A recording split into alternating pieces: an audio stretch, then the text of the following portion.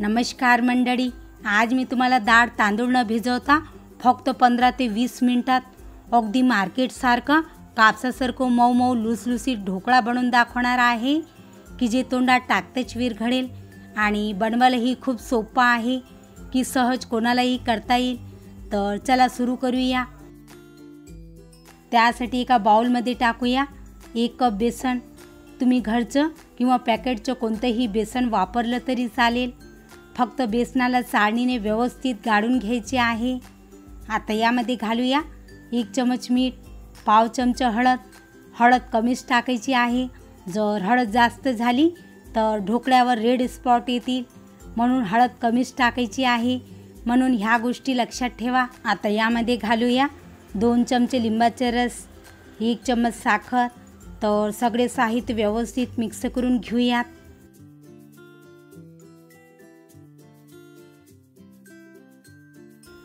आता बॅटर बनवायला मी इथे 1 कप पाणी घेतले आहे। तर थोडं थोडं करून पाणी टाकूया आणि व्यवस्थित मिक्स करूया।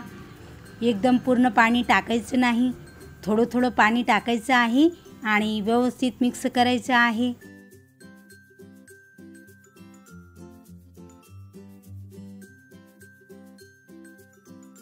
बॅटर खूप जास्त घट्ट किंवा खूप पातळ असायला नको। बॅटर याप्रमाणे अगदी स्मूथ असायला पाहिजे, यात गोठळ्या असायला नको, तेव्हाच आपला ढोकळा अगदी कापसासारखं मऊ मऊ लुसलुसीत बनेल। तर बॅटर याप्रमाणे एकाच फ्लोमध्ये रिबनसारखं सरसरीत पडणारं पाहिजे। मला बॅटर बनवायला 3/4 कप पाणी लागले आहे आणि 1/4 कप शिल्लक राहिले आहे। तर याला झाकून 5 मिनटं रेस्ट होऊ द्यायचं। तर चला तोपर्यंत आपण पुढली प्रोसेस करून घेऊयात। आता ढोकळा बनवायला मी इथे हा कुकरचा डबा घेतला आहे। तुम्ही वाटल्यास तर केक टीन किंवा खोलकट ताटसुद्धा वापरू शकता। तर थोडंसं तेल टाकून व्यवस्थित ग्रीस करून घेऊयात। आता यामध्ये असं बटर पेपर टाकूया। तर बटर पेपरलाही तेलाने व्यवस्थित ग्रीस करून घेऊयात। जर तुमच्याकडे बटर पेपर नसेल तर तुम्ही तेलाने ग्रीस करून यात थोडंसं मैदा डस्ट करून घ्या, जेणेकरून तुमचा ढोकळा इझिली डिमोल्ड होईल। तर सध्याला साईडला ठेवून देऊया आणि पटकन पुढली प्रोसेस करून घेऊयात। त्यासाठी मी गॅसवर गरम करायला ही कढई ठेवली आहे। आता यामध्ये 1 ग्लास पाणी टाकूया आणि असं स्टँड ठेवायचं।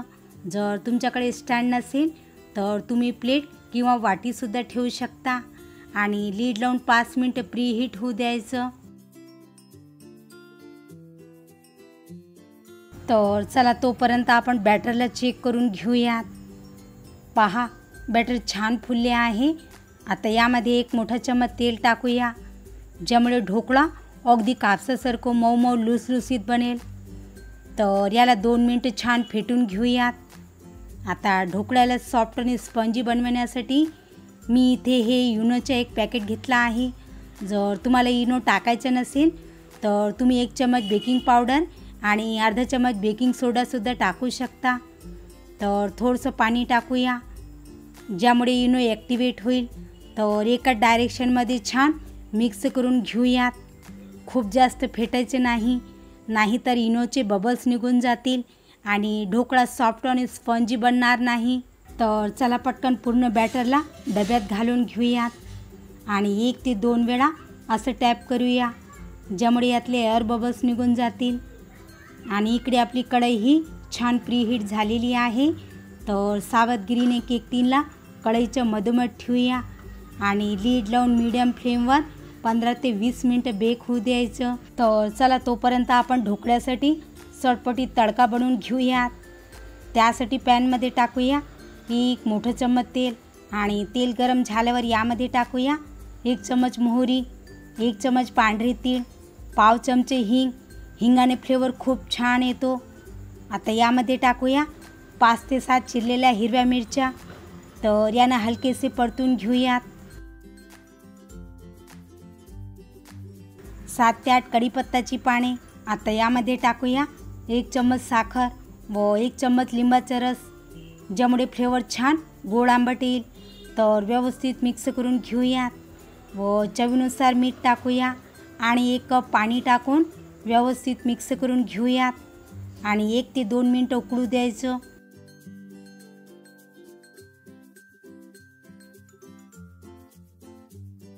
तर चला आपला चटपटीत तडकाही बनवून रेडी झाला आहे।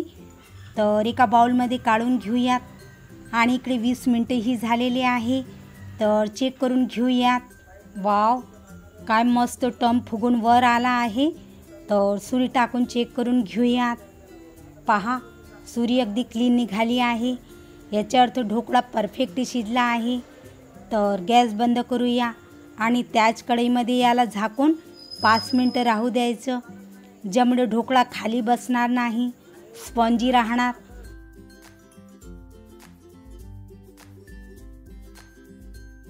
तर 5 मिनिटं झालेली आहे। पहा, अगदी कापसासारखं मऊ मऊ लुसलुसीत बनला आहे। तर चला सुरीने फ्री करून डिमोल्ड करून घेऊयात।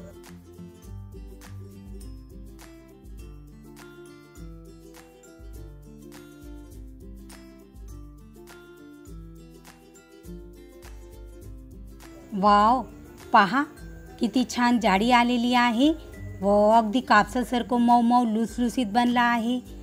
तर चला कट करूया। कट करतानाच वाटत आहे ना की किती सॉफ्ट आणि स्पॉन्जी बनला आहे। पहा, अगदी मऊ मऊ लुसलुसीत बनला आहे। तर पीसेसमध्ये कट करून घेऊयात। मी तुम्हाला याचा स्पॉन्ज दाखवते। पहा, किती दाणेदार आपला ढोकळा बनला आहे व जाडी पण खूप छान मस्त आलेली आहे। तर पहा, आपण याला असं प्रेस करत आहे ना, तर हा पुन्हा आपल्या जागेवर येत आहे। याचा अर्थ आपला ढोकळा अगदी कापसासारखं मऊ मऊ लुसलुसीत बनला आहे। तर पटकन यावर गरमागरम तडका टाकूया आणि 5 मिनिटं रेस्ट होऊ द्यायचं, ज्यामुळे ढोकळा तडक्याला पूर्ण शोषून घेईल।